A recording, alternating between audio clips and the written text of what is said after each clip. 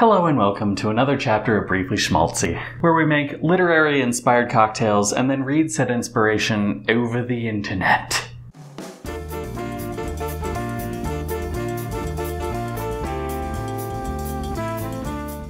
Today's literary cocktail is inspired by the poem Variation on the Word Sleep by Margaret Atwood.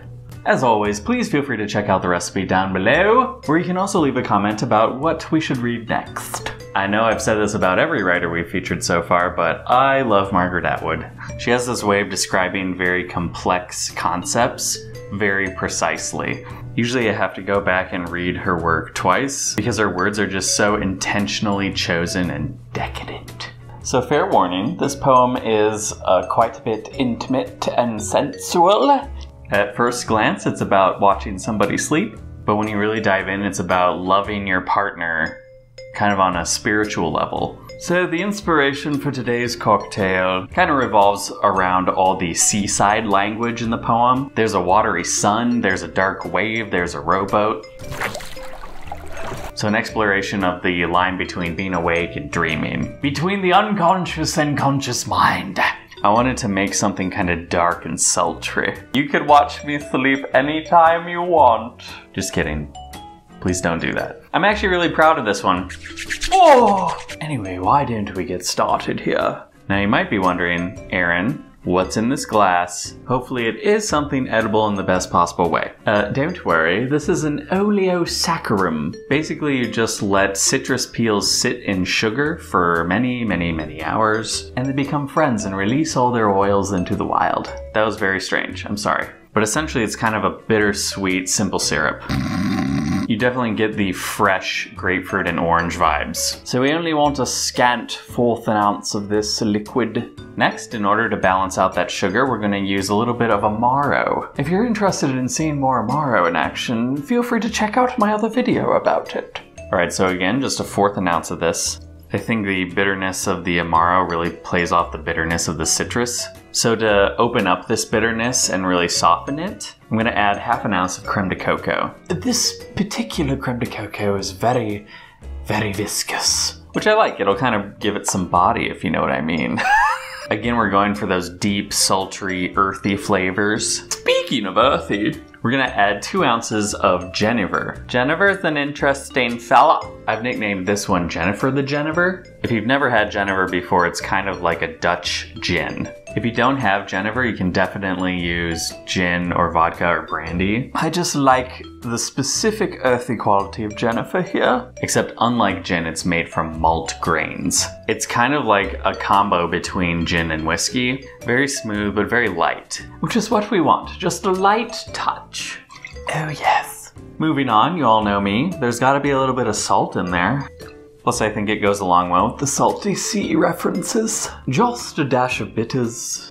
Alright, you guessed it. Now it's time to stir de ass. It doesn't quite have the same ring as shakada ass. There we are, and they're off.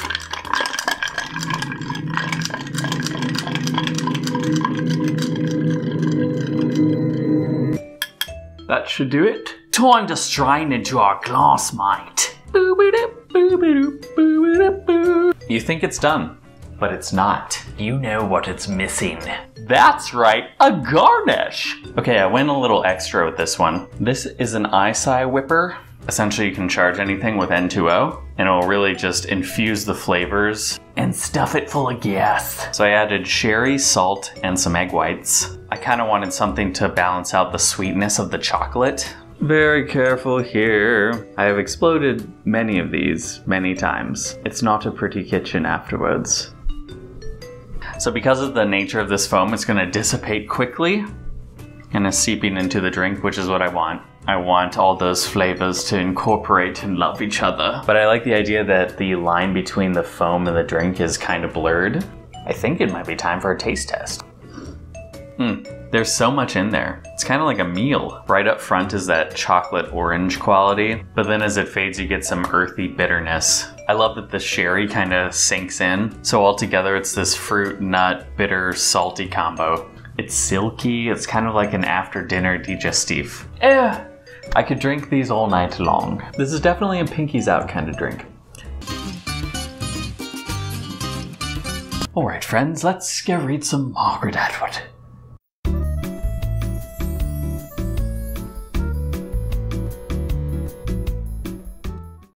And now for a brief toast to Margaret Atwood.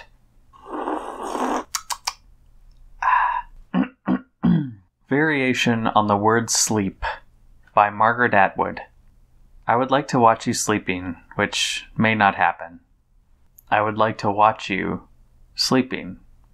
I would like to sleep with you, to enter your sleep as its smooth, dark wave slides over my head, and walk with you through that lucent, wavering forest of blue-green leaves, with its watery sun and 3 moons, towards the cave where you must descend, towards your worst fear.